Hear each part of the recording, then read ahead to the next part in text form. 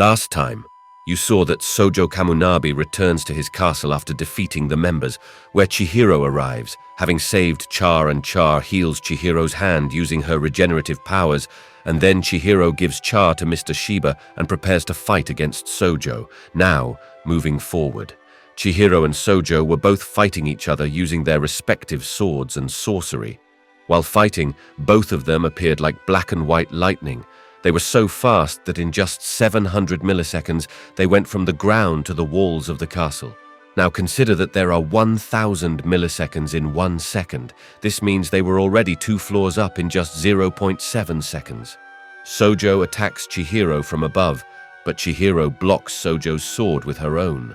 While they were fighting, they were also engaged in conversation, as portrayed by the writer, as if they were sitting and talking while having tea. Sojo, with a smile, offers Chihiro something to eat as a sign of respect, but Chihiro declines, saying he doesn't like sweets. To this, Sojo smiles and says, "You have such a cold heart. I want to talk to you openly here, and all you want is to kill me. Now, who among us is evil? It would be foolish for us to keep fighting just to kill each other." Then, while enjoying dango sweets, Sojo adds, "I've been thinking about you for a long time. You're Rokuhira's son, right?"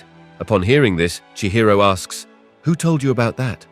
It is then that Chihiro remembers that the last time he fought Sojo, he had explicitly told him not to talk about his father. Sojo responds, "There's one thing you said that I can't get out of my mind. You mentioned that these swords are meant to kill evil and save the weak. Despite my inclination to reject it as a lie, I acknowledge your statement, even though the thought of it makes me puke." And then Chihiro says, "So you should understand that you shouldn't possess this demon sword." But Sojo explains, "No, that's not how I see it. When I wield this sword, I do so with my own beliefs, that this sword was created only for the purpose of killing." Chihiro shouts and says, "I've seen my dad with these swords every day." At this point, Sojo, in a confrontational manner, retorts, "Stop talking nonsense. From Rokuhira's work, I only understand one thing, and that is destruction." As he speaks, Sojo pauses and in grief contemplates about Rokuhira's daily life. After pondering, he shouts at Chihiro, "Stop talking nonsense and shut up. I don't want to know anything about Rokuhira's life, never. Whatever I have thought about Rokuhira is right for me, and I don't want to invalidate that thinking. The truth is, despite cutting down numerous people with the Cloud Gauger sword, the sword still aligns with my thoughts." By now, 2.5 seconds have passed. Chihiro and Sojo were launching deadly attacks on each other in mid-air. Sojo attempts to attack with his sword, but Chihiro manages to block his hand with a kick, and at lightning speed, Sojo's sword moves from his one hand to another hand.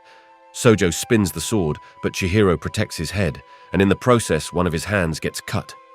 Now 2.54 seconds have passed. Sojo is thinking that to evade a big attack, Chihiro sacrificed his hand. While Sojo has greater physical strength, Chihiro is considerably fast, and now even faster than before. He has synchronized his body movements with lightning, making him faster than Sojo. Chihiro has 3 techniques. The first is the remote slash, the second is a defense skill that can easily block Sojo's Mei technique, and the third is the lightning technique that can be used like a lightning rod. Given the speed at which they are both moving, if Sojo tries to use his Ku or Yui technique, it won't be effective. Sojo realizes that his only option is to take advantage of the lightning that he is wearing to move so quickly. He plans to shoot that lightning at Chihiro as a surprise attack. The lightning that Sojo and Chihiro are using for their fast speed has a limit of only 12 seconds. If they use any other technique with their swords, it also reduces the 12-second limit. Sojo, wanting to gain an advantage, starts harnessing even more depth power from his sword, exceeding the handle limit of his body by 2 times. Sojo is taking a kind of gamble, because if the lightning repels, it could kill him. At this moment, Sojo isn't concerned about what might happen to his body after the battle. He just wants to cut Chihiro's head. When he uses this technique, the time limit decreases from 6 to 3 seconds. Chihiro was right beneath Sojo, and as Sojo releases the lightning at full speed, Chihiro dodges it and swiftly moves above Sojo. Now, Chihiro picks up the dango sweets and starts eating. While eating, he thinks about his dad, who told him, "A sword is a tool for killing, but if you don't want this answer, then that's why now you'll see the world through your own eyes." Then, Chihiro tells Sojo that these demon swords shouldn't have existed in this world, and both of them will understand this. He declares that he will slash Sojo with heavier murderous intent.